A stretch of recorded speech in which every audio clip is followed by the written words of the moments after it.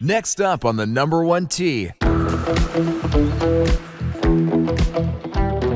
Well, hello and welcome back to your virtual tea time. My name is Tori and I'm so excited. We have Debbie O'Connell here today from Golf Positive. Hi, Debbie. Hi, Tori. Thank you for having me. I'm over the moon excited. No, I'm so excited. You just came from Suelo, right? Because your home base is in Tucson. My home base is actually in New Jersey. Oh, in New Jersey. Yes. Wow. Wait, so what brings you to Arizona? I am an LPGA professional and we have our national team championship. Oh my gosh, I just saw that. You know, Kim Eaton was playing in it, right? Do you know Kim? I don't know Kim. She just posted it the other day. Was it yesterday and today? Or today tell us was about round one. Yesterday was the Pro-Am. And then today is round one. That's what it was. We played one best ball of two, my partner and I. And tomorrow we have our final 18 holes, which is 9 holes as a scramble, 9 holes Chapman alternate shot. Oh, how fun. Well, I'm so glad that you made the trip up from Tucson to Phoenix. For those of you who haven't been to Arizona before, it's about an hour and 20-minute drive. So I really appreciate you making the time to come up here today. Oh, I was so looking forward to meeting you personally and being part of this show and sharing some knowledge, hopefully, with your listeners that can help them play some better golf. Yeah, absolutely. So before we get into it, because we have today's show, we're going to talk about 4 ways to separate yourself in 2024. Since we're kicking off the new year with this podcast episode, we're going to talk about 4 ways to separate yourself with your mental game on the golf course. So before we get into that, though, I have to ask about the Solheim Cup, because what an exciting event that was this year. I mean, my eyes were glued to the television, but you were there and you took a group of women there. And I'm wondering if I actually know someone that went on the trip, but regardless, tell us about it. How'd it go? Well, I truly believe the Solheim Cup is the greatest women's golf professional event to attend as a spectator. If you love golf, if you love to root for your country, when the Olympics come around and you have red, white, and blue on during all the holidays where we celebrate this nation of ours, you will absolutely love the Solheim Cup. It's like being at like a football game, like the Super Bowl, as well as a golf tournament and the Olympics all in one. Because we're cheering, we're screaming and yelling, and it was such an incredible, close match. Yes, it was quite something. I mean, what a finish. I mean, it couldn't have been any closer. It ended up tie 14-14, but Europe had the cup, so they retained the cup. It.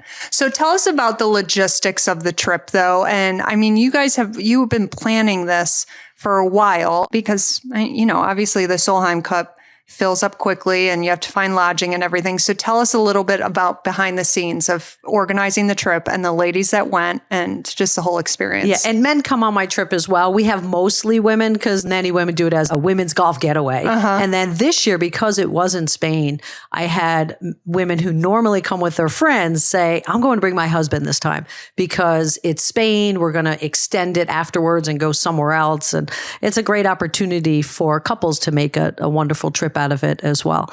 So we have much fewer men, but we have lots of them. But this started over 2 years before the Solheim Cup. So when I was finishing up the Solheim Cup in 2021, I had a group there as well. I was already starting to work on 2023. Yeah. And which I already have 2024 ready too. So what the key is when I go overseas, when the Solheim Cup is in Europe anywhere, I get a tour operator who knows the country. And that makes it so much easier for me rather than me finding a bus company, finding the best hotels, finding the golf courses. Because I do a week-long trip where we play golf for 2 days. And we have the Golf Positive Cup, which gives everyone a feel for the match play event. We have Team America versus Team USA. It's a fun match play event. They understand a little bit about what the women are going through. Yeah. No, that's great. So it's usually every 2 years. But now this year, it's going to be again in the U.S. right in 2024. So when COVID came around, wasn't COVID 2020 a Ryder Cup year? Yes. So it was a Ryder Cup year, but how did this all happen? How did this all happen where the Solheim Cup had to go 2 years in a row? No. We don't like to have the Solheim Cup the same year as the Ryder Cup. Which so when rightfully they so. skipped 2020, they went to 2021. And then in 2023, they were the week later and they were in Rome a week later. Yeah. So some people talked about, I don't know if many did it, going from Spain over to Rome. But the same thing happened during 9/11. So it was 2001. And that was a year, I think it was, they were the odd numbers at the time. And the Ryder Cup went to 2002 because they skipped it that year because it was September. Oh, yeah. Which is around the time they always do the Ryder Cup and Solheim Cup. They went to the even years, and then the Solheim Cup organizers say, all right, we don't want to be the same year as you. We're going to go to the odd. So then we went to the odd, and now we've switched back to the even. Wow. And Major world events. well, and is it the same venue as they always planned for 2024? Like, did that venue, were they able to come a week or a year earlier now? You know, I am not sure. The only one I ever knew about was Virginia, in Gainesville, Virginia. Yeah. So they were planning it to be there, but I am not 100% sure on that. So I'm sure, are you planning a trip for? Oh yeah, the trip is planned. I would love for some of your listeners to join me. Well, tell us. Oh Tell my us gosh. about it. It's, I love it. So I have an opening dinner and it's going to be at a place called Top of the Town it's over the Potomac River with a view of the Washington monuments because we're right outside the nation's capital. So what better place to go and cheer on Team USA than right outside our nation's capital after we have lost, not won, not retained or gotten back the cup in 3 years. So we really need everyone to get out there and root for Team USA so we can get that cup back. But we start with an opening dinner, a dinner dance. We announce the teams, Team America, Team USA.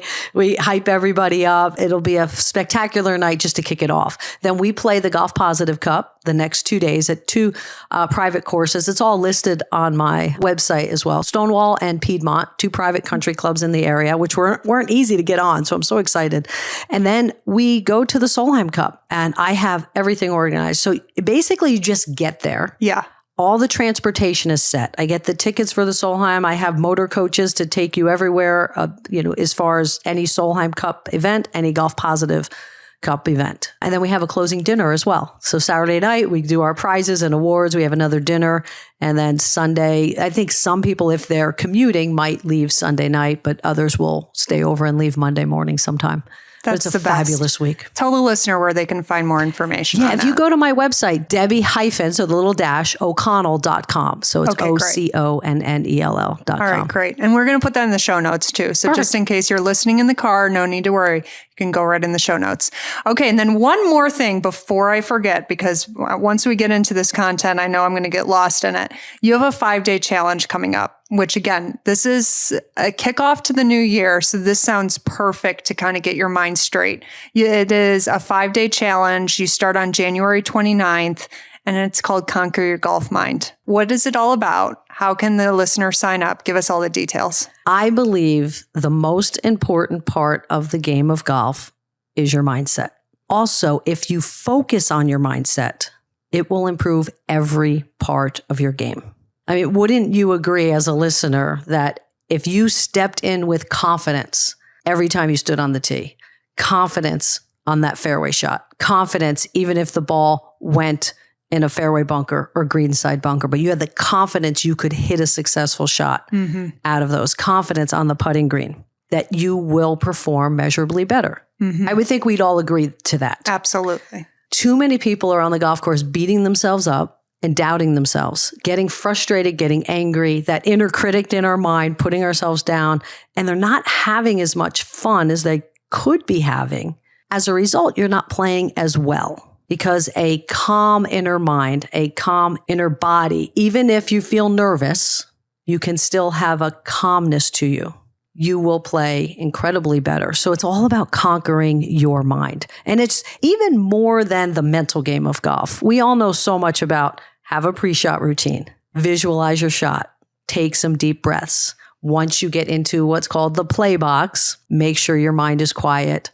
Picture the target and swing. We know much about that. There is more. And I teach that as well. I like to go deeper. And that's what Conquer Your Golf Mind is all about, is going deeper and understanding what is the meaning you put to that bad shot that you feel like you have to criticize yourself over it.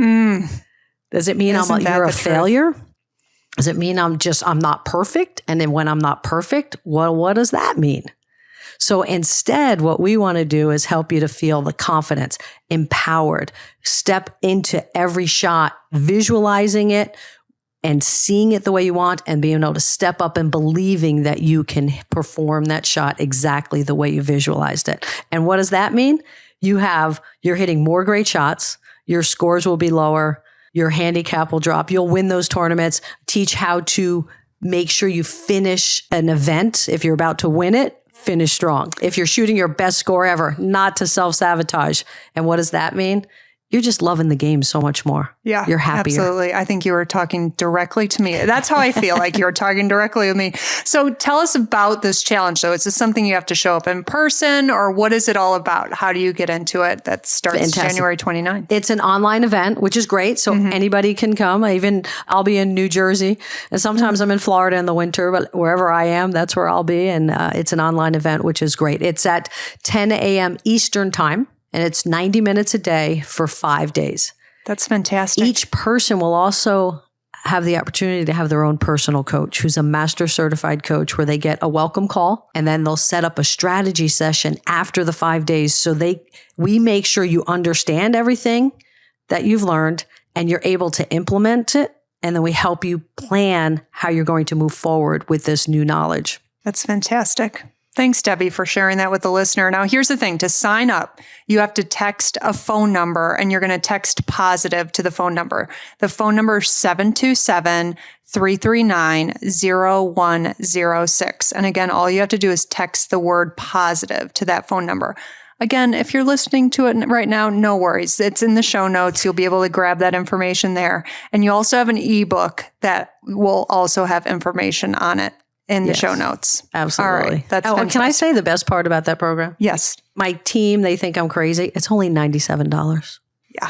5 days, 90 minutes with me coaching you. The strategy session alone is 45 minutes. That's over a $400 value. And then my time is quite valuable, what I charge for. Absolutely. For groups and lessons here's the speaking. thing. You're going into the new year, and it's like the perfect time. A lot of us have an off season right now where you can't be out on the golf course practicing and doing the things you want to do. So why not work on this stuff now? It's perfect. Thanks, Debbie. All right. So let's get into right now. We'll give a little spoiler alert to what you're probably going to teach in that Conquer Your Golf Mind Seminar 2. So 4 ways to separate yourself with the mental game. So let's go on to number 1. You said it's take charge. Yeah, take charge of that mental state. You have somebody who lives locally here, Amy Bockerstetter. She was the young lady with Down syndrome who played the 16th hole at the Waste Management Phoenix Open. Yep. Phoenix Open. And they had a mic on her.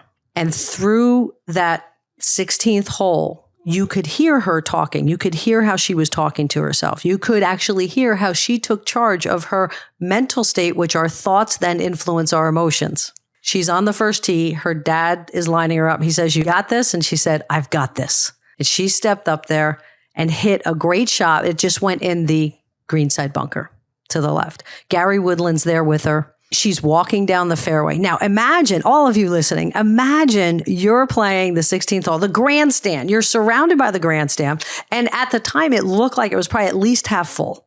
And this is a practice round day. And she's walking down there and she sees the people and they're cheering for her. And she didn't have any fear, any worry. How many of you out there would be like, "Oh my God, just make contact, get it in the air, don't embarrass yourself"?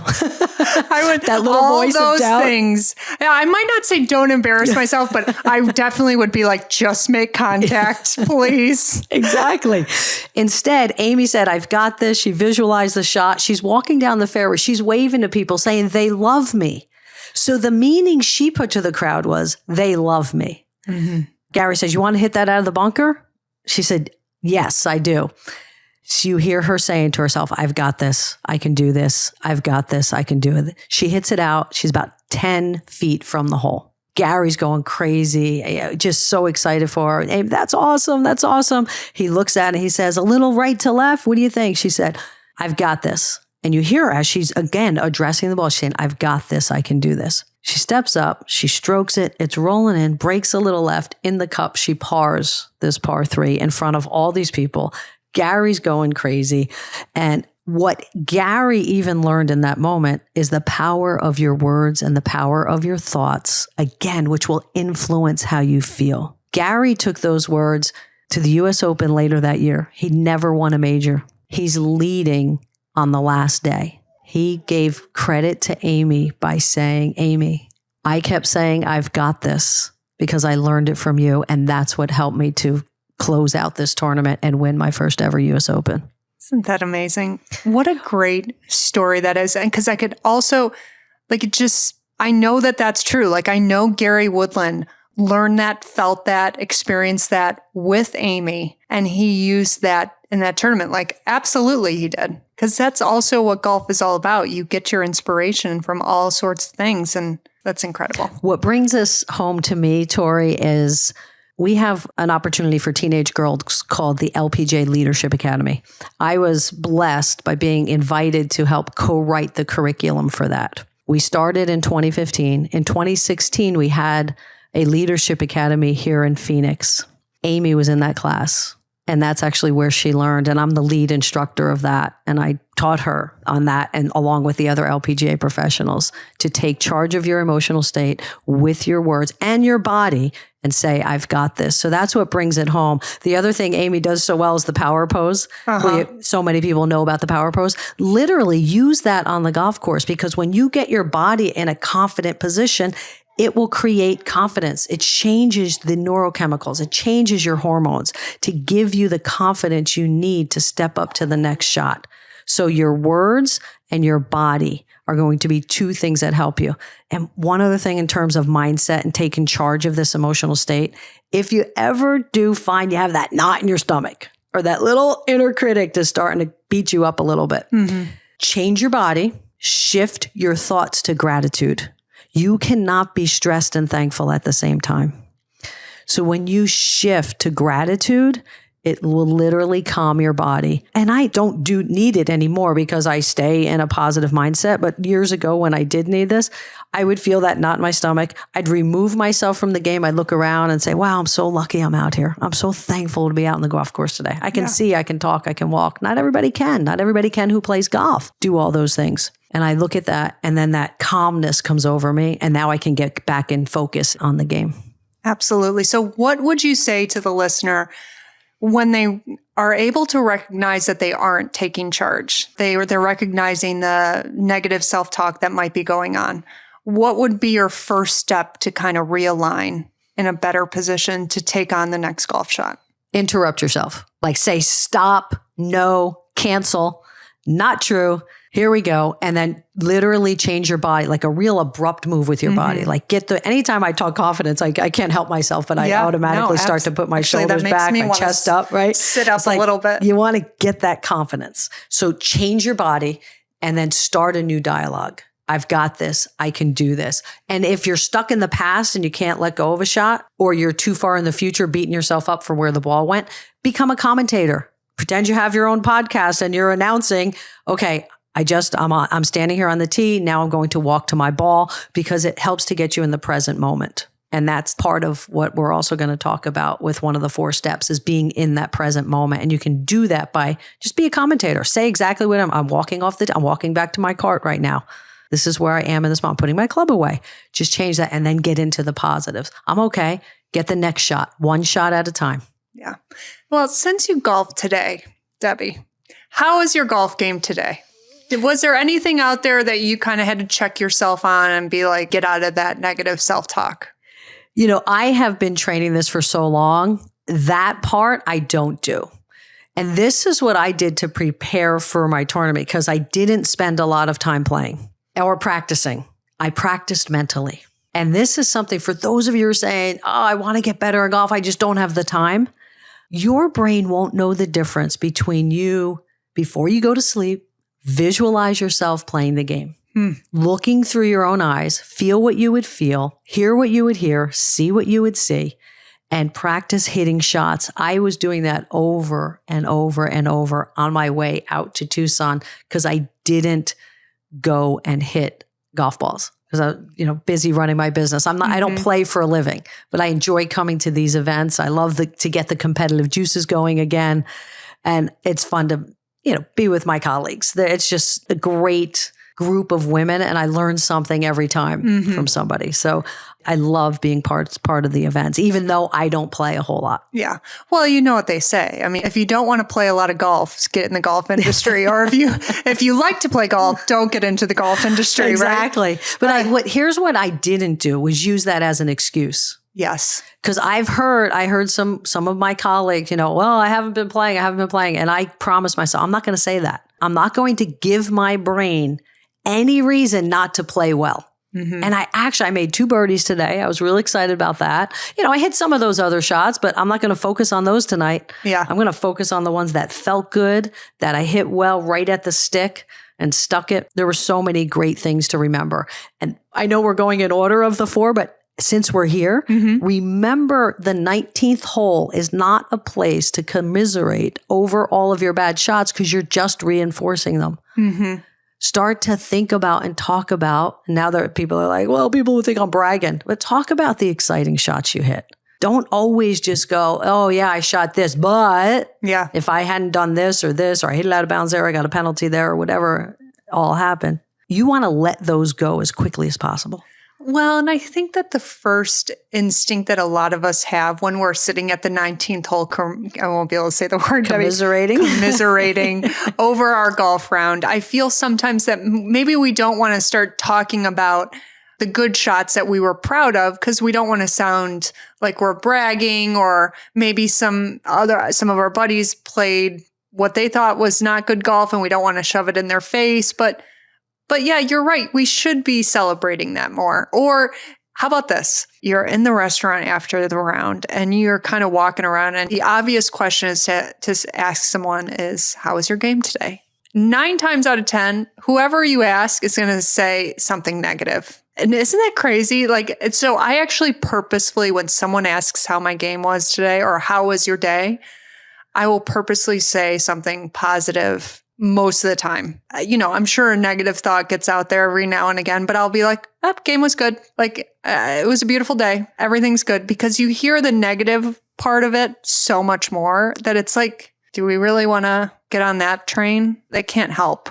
No, and it doesn't help. It just reinforces the memory of the poor shots. Now, sometimes it's a great story. Right? Sometimes it is. It's a funny story. And as long as you're not emotionally attached to it in the negative way, it's pretty good. It's a funny thing to laugh at yourself sometimes.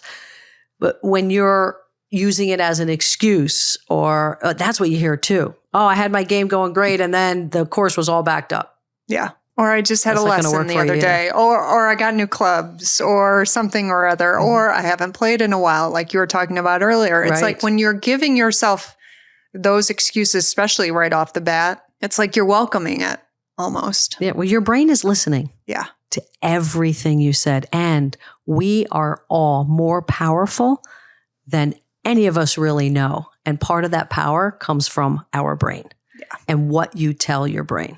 But on that note, Jack Nicklaus was in an interview one time and they went, hey, Jack, tell us about whatever hole it was where you had the double bogey. He says, I don't really remember much about that hole, but let me tell you about that great eagle I made on this hole, or the birdie I made on that. Yeah. Listen to Tiger Woods' interviews. Listen closely, because he won't talk about the bad stuff. Like they'll say, hey, Tiger, what happened? You had this many putts today. What happened? Well, I stroked it really well. I thought I did well reading the line, put a good stroke on it. They just didn't fall today.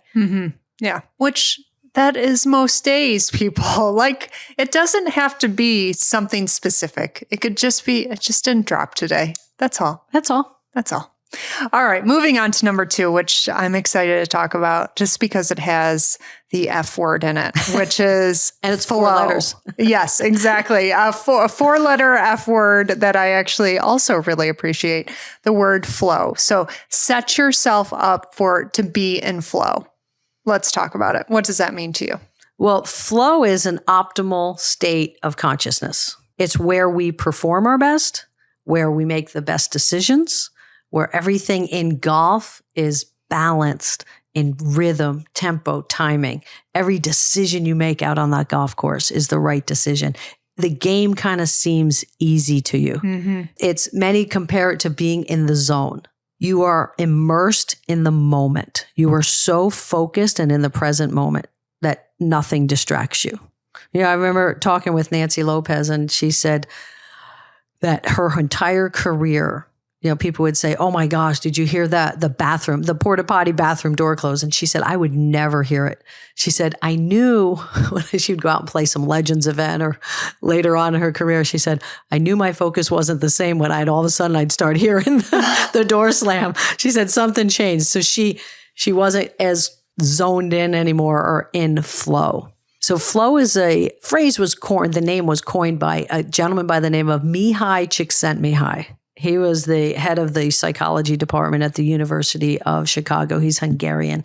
He traveled the world asking people who were fulfilled and successful, how they did it. When does their life feel the best? When are you at your best? And they all had the same characteristics. And one of them is being in the moment. Just imagine your life in general in flow. If we could all be in the moment when you're having a conversation with somebody, even if your phone goes ding, that you don't lose it. You don't go look at it. You don't want to grab it.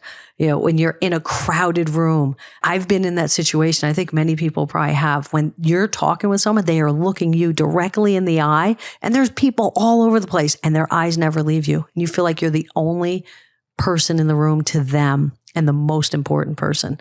That's that kind of focus. That's being in the present moment. All of you, imagine that on the golf course. If every shot you were just focused, you didn't have these doubtful thoughts coming in. Or how many of you have done this? You're over the ball, you've decided on your club, and then the breeze comes up, or you're distracted by something, and you're like, "Oh yeah, just swing." Yeah. And we swing anyway. Yes. That is never a good I'm just shot. going to do it anyway. Yeah. It never works out. So when you're in flow, that doesn't happen. Yeah. Because if you are distracted, which you most likely won't be, you'll step away. Yeah. And then reset.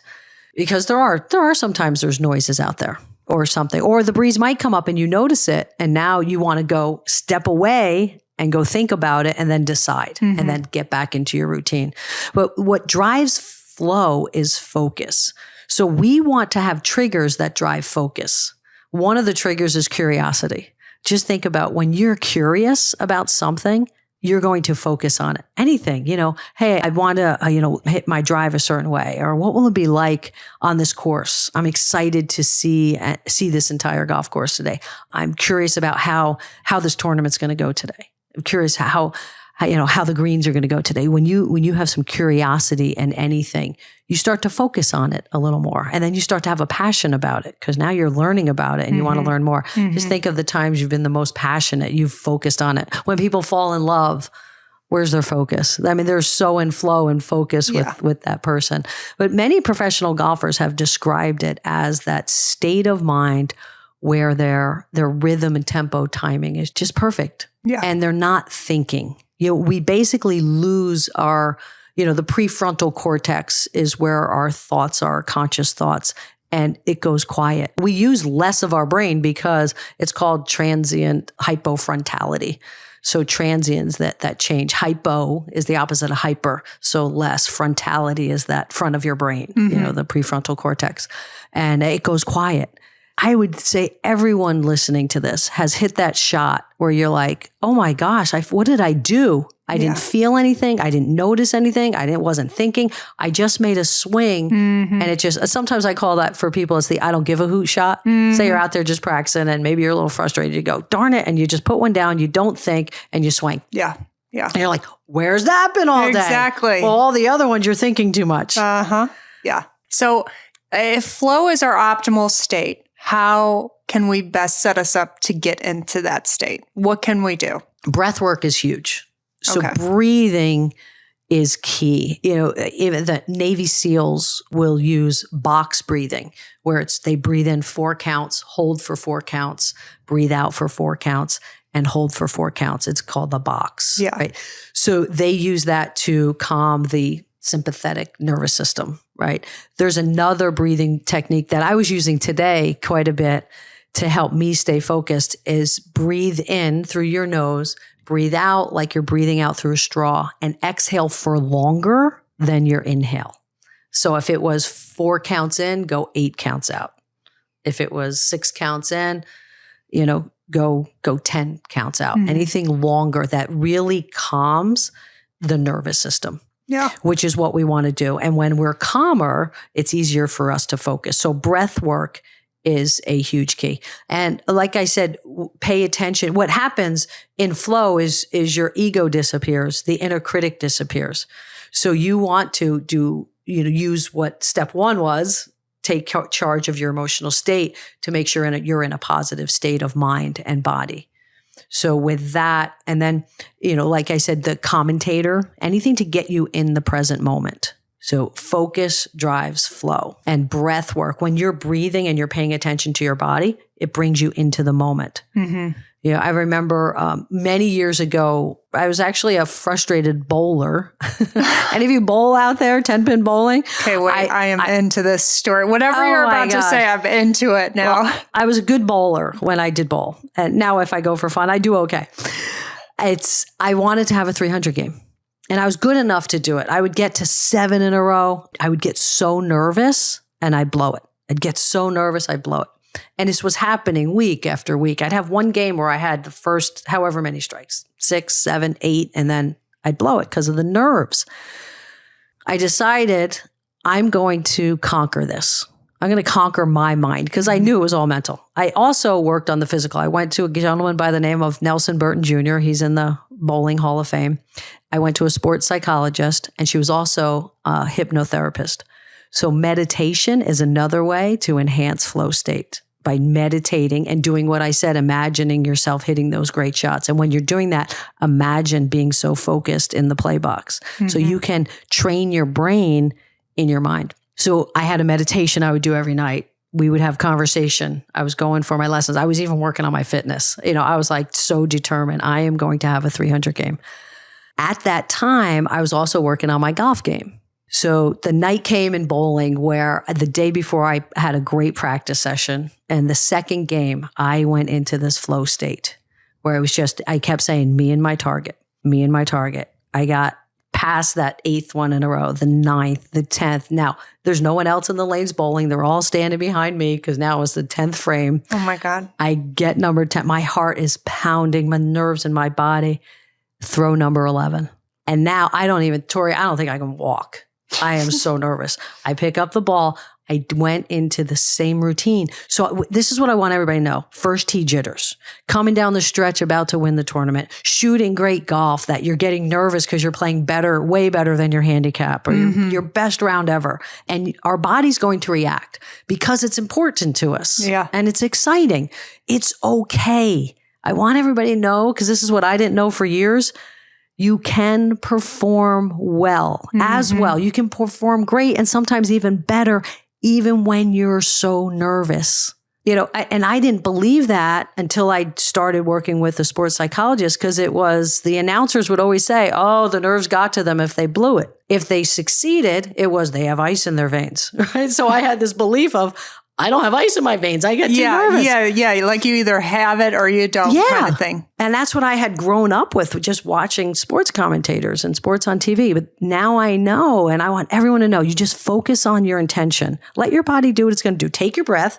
Try to get as relaxed as possible. And I just said, me in my spot. That's what I said for all 12. I released that, and oh my God, I felt so good. And I was like so excited, like, please all fall. And boom, they hit the pocket. They all fell. I was jumping up and down crying because, sometimes when you achieve a goal that really was a struggle, it means even that much more. Absolutely. Around that same time, I was in a golf tournament, and I shot about a week later, shot my low score ever with all these people. I used to think they were all so much better than me. They were the players. They were the competitive ones. I wasn't. I was just kind of surviving out there.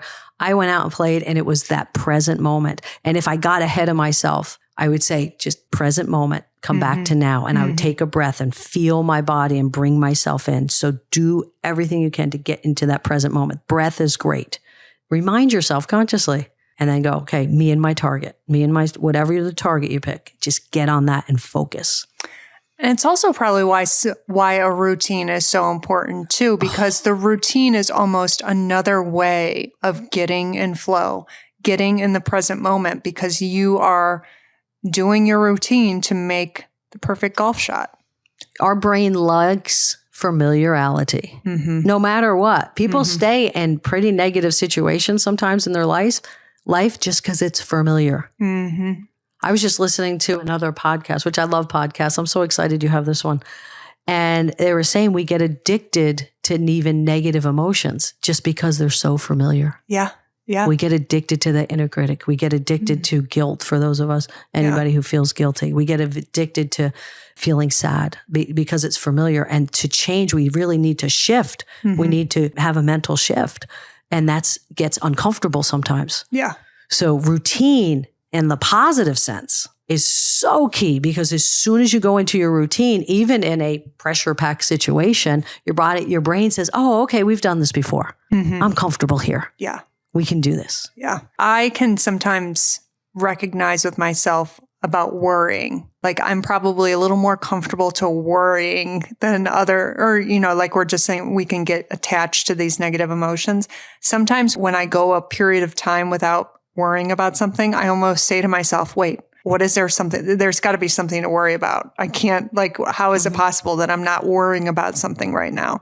So I would say that's how I can relate to that, what you were just talking to. And I bet many people can. And didn't we all grow up hearing, if it's too good to be true, it is, right? Or isn't. If it's going great, right, it isn't. Or if it's going great, the ball's going to drop soon, like it can't last forever. Yeah. Why not?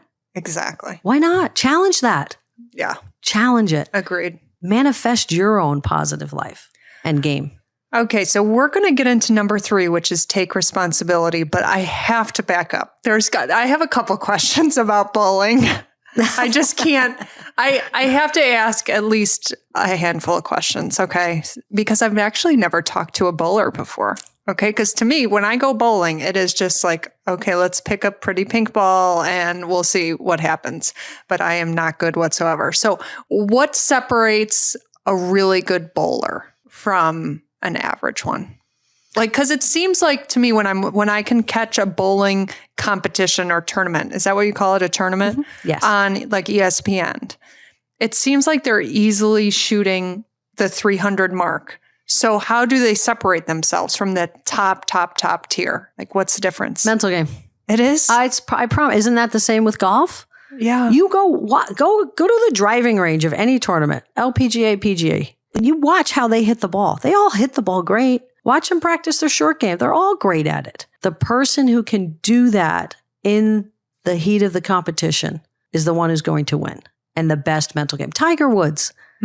His dad, this is why meditation's important. His dad would take him to a buddy of his who was Navy SEALs, I think.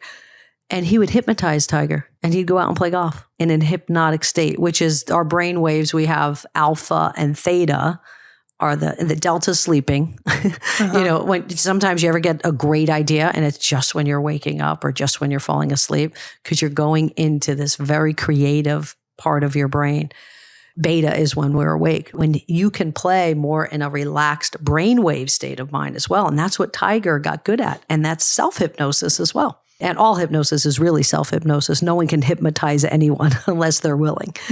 Even the stage shows, the person on the stage, they know how to find people in the audience who are willing. They ask a bunch of questions. Like if someone's like, all right, I'm going to prove you can't hypnotize me, they'll never be on stage.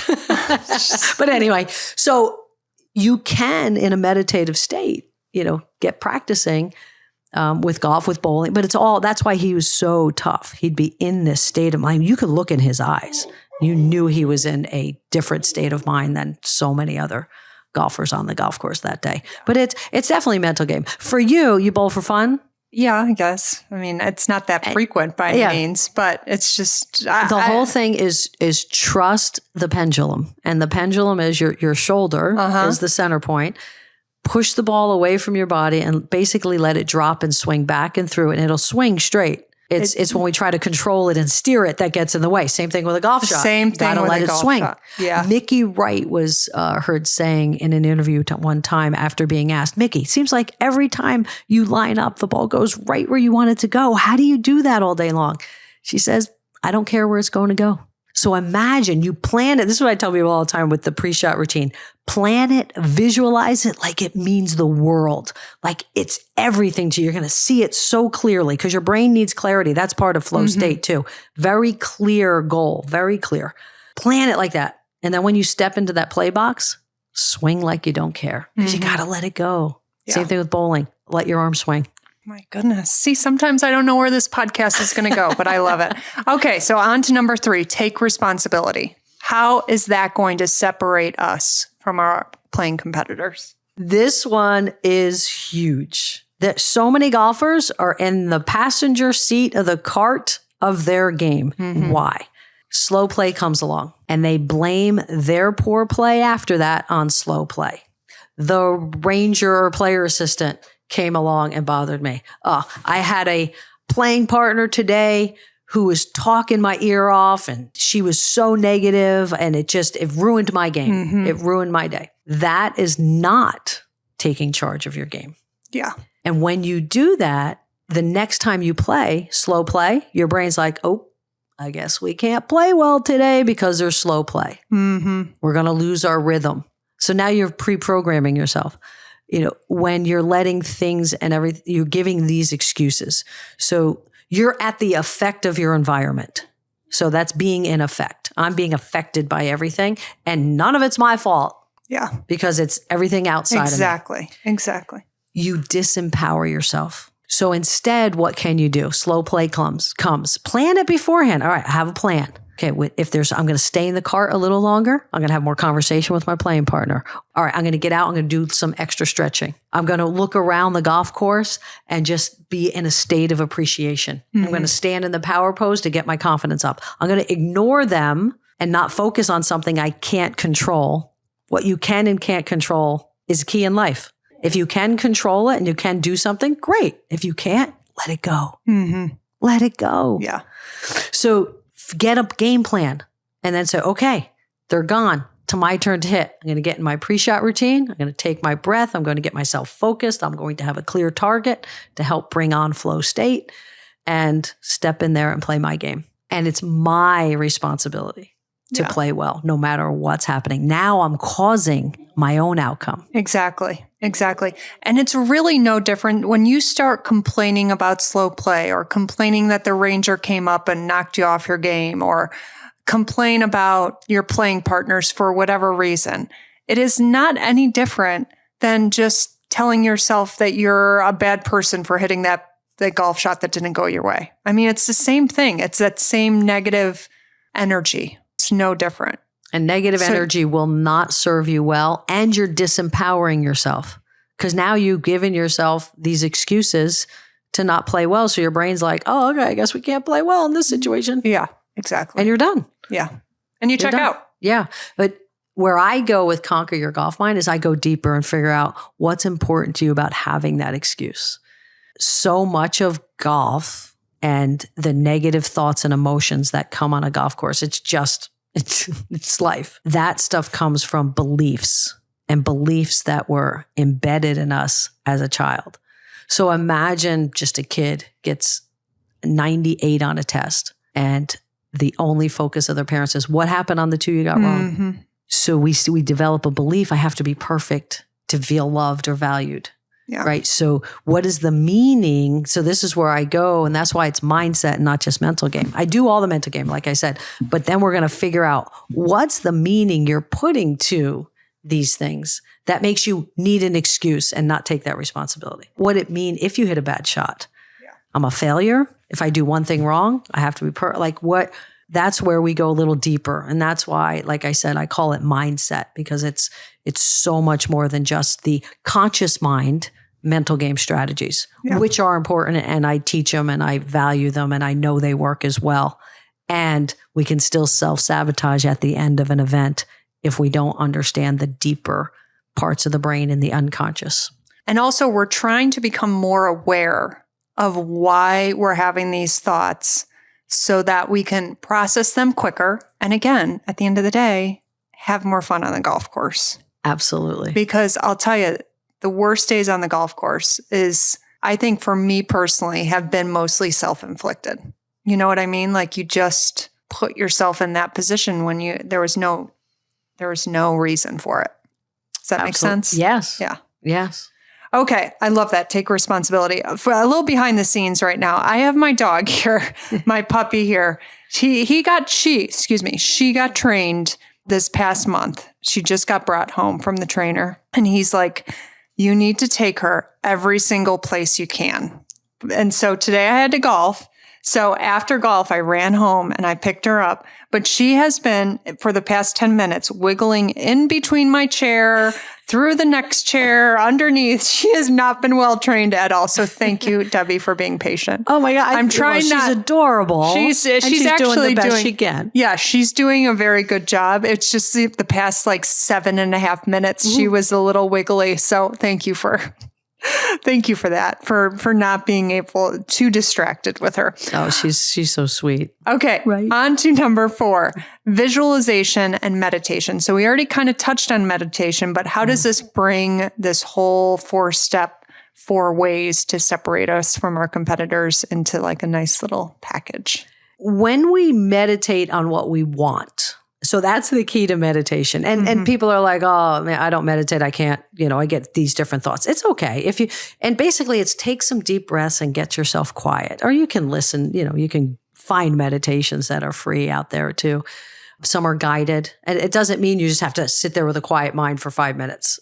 It's okay. When I first started, I couldn't get 10 seconds without a thought coming in my head. But it's not that. It's just basically getting quiet, taking deep breaths, and imagining the future you want.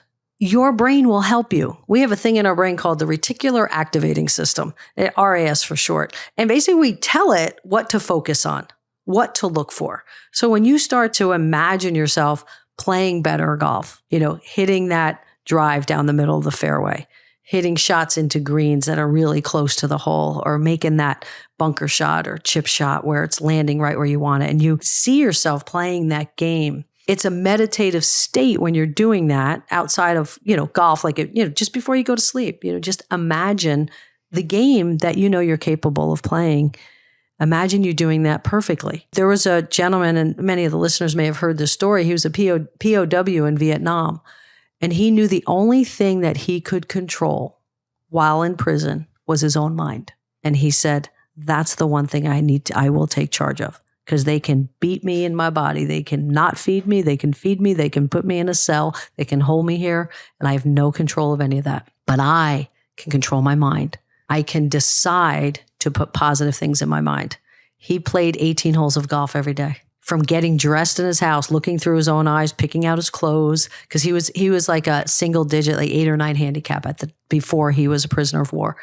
He was there for about 7 years. 6 weeks after he got out, and he weighed 100 pounds. He was invited to play in a PGA Tour event, Pro-Am. Mm-hmm. He played in the event and shot 76. Mm-hmm. He didn't touch a club for 7 years. So how did he do that? He played golf every single day in his mind. Your brain doesn't know the difference. So imagine the future that you want. You want to win a club championship? You want to be a certain handicap? Put it out there in the future. Mm-hmm. And imagine it. What does it look like? What does it sound like? What does it feel like? What is it on the golf course when you're feeling that shot? Imagine yourself finishing your best round and being confident, taking charge of your emotional state, being in flow state, taking full responsibility for your game, doing these 4 steps.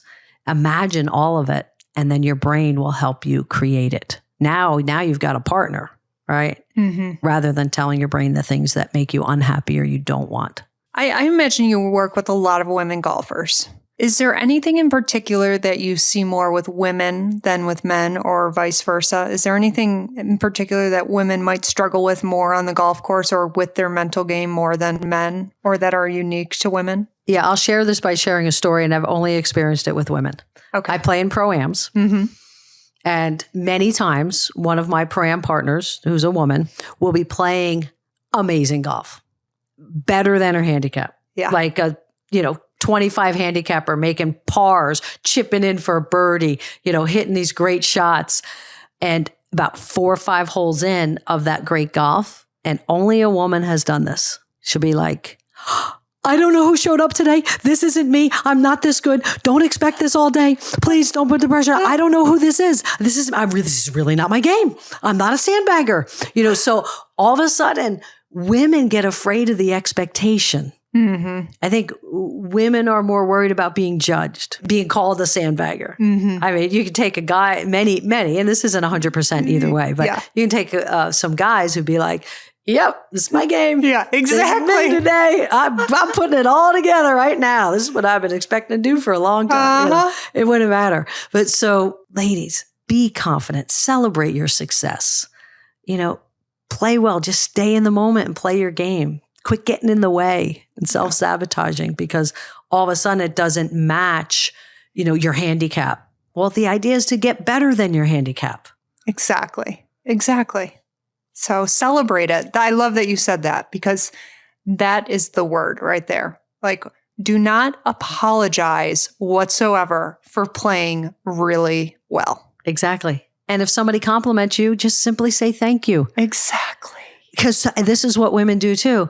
Hey, Tori, oh my gosh, what a great shot. Yeah, I hit it, 10 yards right of where I was aiming. Yeah.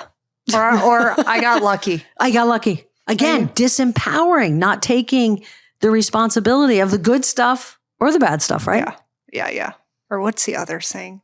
Or every squirrel finds a nut or so. Every blind squirrel finds a nut. Exactly. Saying that. Like, why are you? Stop. Said a thank you. Thank you is a good thing to say. Exactly. Thank you.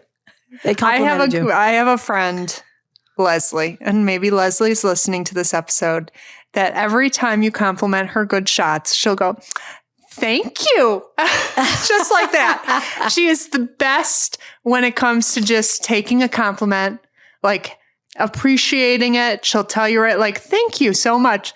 And it's like, let's just start doing that. Yes. It's totally fine. Like, enjoy that compliment. That would be huge, wouldn't it? Just that. Just take the compliment. Don't deflect it. Don't make an excuse for it. Don't just go, oh, but the one you hit was way better. Yeah. Right? Yeah. We'll do that too but you didn't even acknowledge. And acknowledging it, I think, is just polite. Yeah. Agreed. Isn't it? Yes. If someone compliments you, don't discard their compliment. Mm-hmm. Accept it and thank them for complimenting you before you go and, deflect from it. I love that we touched on that. Well, Debbie, thank you so much for being on the podcast. Thank you again for making the trek up from Tucson. Again, it is not a small trip, so I really appreciate you for doing that. And again, for all the listeners listening, go check out in the show notes the 5-day challenge, Conquer Your Golf Mind. You start on January 29th, so there's still some time to sign up. And then also you have an ebook out there too that you can text Flo to a phone number. But again, all the information is right in the show notes. So no need to stress about that. Just go check it out in the show notes. And the Solheim Cup as well. But Tori, thank you. You are an amazing, amazing host of this show. And I so enjoy being here. I'm glad I made the drive. And what a thrill to be part of the show. This will not be the last time we chat. And we really need to golf too together at some point. I would love that. So we'll figure it out. This was a crazy year. I got to Phoenix twice within 4 weeks. I know. And that's not normal in my schedule, but I was so happy that it worked out this time. Well, and I'm born and raised from Rochester, New York, so I'm very familiar with the northeast sector of the country, so I might be heading maybe your way instead. Please let me know. I'm just outside New York City if you're ever in the area. Fantastic. Thanks, Debbie, for being on. Thank you for having me.